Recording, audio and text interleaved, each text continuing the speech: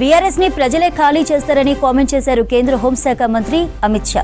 Farm house నుంచి పార్టీని నడిపిస్తే పార్టీ ఫ్యూచర్ ఉంటుందా అని ప్రశ్నించారు. బీఆర్ఎస్ తో పొత్తు ఉండదని, పార్టీని చీల్చే ప్రయత్నం కూడా చేయబోమని స్పష్టం చేశారు. కొడుకు కూతుర్ని దోచుకోవడానికి వదిలిపెట్టాడని విమర్శించారు. బీజేపీ బీఆర్ఎస్ మధ్య రహస్య ఒప్పందం ఉందన్న కాంగ్రెస్ ఆరోపణలపై సెటైర్లు వేశారు. మాకు మేముగానే ఉన్నామని, తమకు ఎవరితోనూ పొత్తు అక్కర్లేదన్నారు. నిన్న కోయంబత్తూరులో అర్ధరాత్రి అమిత్ షా చిట్చాట్ చేశారు. పాత కొత్త లీడర్ల సమస్యతోనే రాష్ట్ర బీజేపీ అధ్యక్ష పదవి పెండింగ్ ఉందా అనే దానిపై ఈ ఇష్యూ కొన్ని రాష్ట్రాల్లో ఉందని ఒప్పుకున్నారు. సేమ్ టైం పార్టీలో చేరిన ఇతర పార్టీల నాయకులు పార్టీ గీత దాటి వ్యవహరించవద్దని వార్నింగ్ ఇచ్చారు. తమ భవిష్యత్తు టార్గెట్ తెలంగాణ, బెంగాల్, తమిళనాడు రాష్ట్రాలేనని స్పష్టం చేశారు అమిత్ షా. ఇక న్యూస్ రూమ్ నుంచి సత్యం మరిన్ని అప్డేట్స్ అందిస్తారు. సత్యం, బీఆర్ఎస్ పై అమిత్ షా కామెంట్స్ ని ఎలా చూడొచ్చు?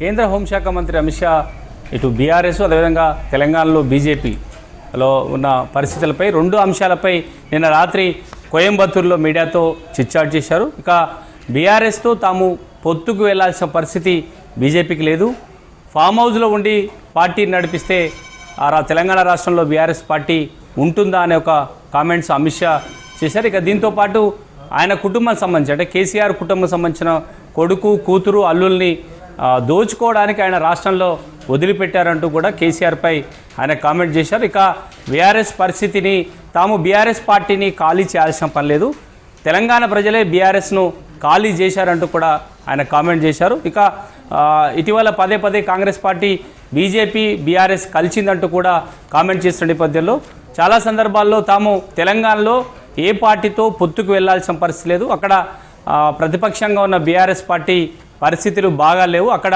కుటుంబ పార్టీగా బీఆర్ఎస్ పార్టీ ఉంది, గతంలో అనేక అవినీతి ఆరోపణలున్న బీఆర్ఎస్ పార్టీతో తాముకు పొత్తు వెళ్లాల్సిన పరిస్థితి తమ బీజేపీకి లేదు అంటూనే ఇటు భవిష్యత్తులో సౌత్లో అంటే దక్షిణ రాష్ట్రాల్లో తమిళనాడు, తెలంగాణ రెండు రాష్ట్రాలు తమ టార్గెట్గా పనిచేస్తుంది బీజేపీ అంటూనే ఇక పశ్చిమ బెంగాల్లో కూడా భవిష్యత్తులో బీజేపీ అధికారంలోకి రాబోతుందంటూ కూడా ఆయన కామెంట్ చేశాడు. ఇక తెలంగాణలో బీజేపీ అధ్యక్షుడిని త్వరలో ప్రకటన చేస్తామంటూనే కొత్త పాత నేతల మధ్య పార్టీలో విభేదాలు ఉన్నాయి, ఇతర పార్టీల నుంచి బీజేపీలోకి వచ్చిన నేతలు పార్టీ విధానాలకు వ్యతిరేకంగా పనిచేస్తే సహించమంటూ కూడా ఆయన కామెంట్ చేశారు.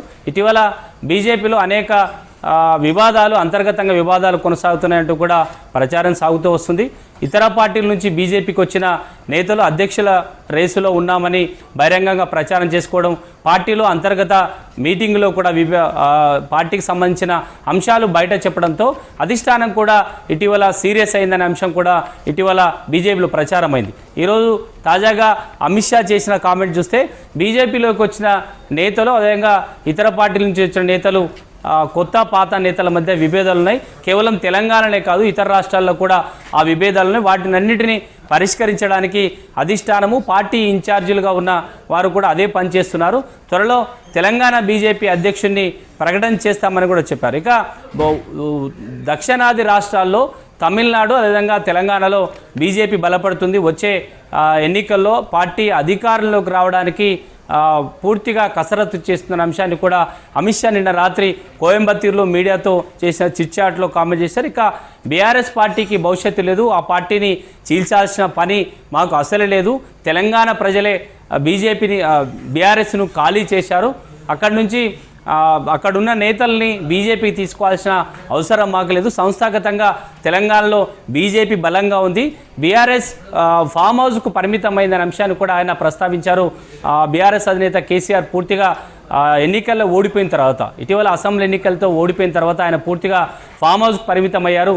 ఇక కవితకు సంబంధించి ఆమె లిక్కర్ కేసు, అదేవిధంగా కేటీఆర్ పైన అనేక కేసులు, అవినీతి కేసులు ఉన్నాయి కాబట్టి పూర్తిగా తెలంగాణ రాష్ట్రంలో దోచుకోవడానికే ఆయన కొడుకుని, కూతుర్ని కూడా కేసీఆర్ వదిలేశారంటూ కూడా ఆయన కామెంట్ చేశారు. రాజకీయంగా బీఆర్ఎస్ పార్టీ విషయంలో కాంగ్రెస్ పార్టీ పదే పదే చేస్తున్న ఆరోపణలకు సంబంధించి కూడా అమిత్ షా దీనికి సమాధానం చెప్పారని చెప్పుకోవచ్చు. ఎందుకంటే బీజేపీకి బీఆర్ఎస్కి ఎక్కడ పొంతన లేదు, సంస్థాగతంగా సిద్ధాంతపరంగా కూడా బీజేపీకి బీఆర్ఎస్కి ఎక్కడ పోలికలు ఉండవు, బీఆర్ఎస్ తమతో ఎక్కడ కలిసి రాదు, ఆంధ్రప్రదేశ్లో ఉన్న భిన్న పరిస్థితులు ఉన్నాయి. కానీ తెలంగాణ విషయానికి వస్తే పార్టీ సంస్థాగతంగా బలంగా ఉంది. తెలంగాణలో బీజేపీ బలపడుతుంది. భవిష్యత్తులో తమ పార్టీకి అధికారంలోకి వచ్చే అవకాశం ఉంది.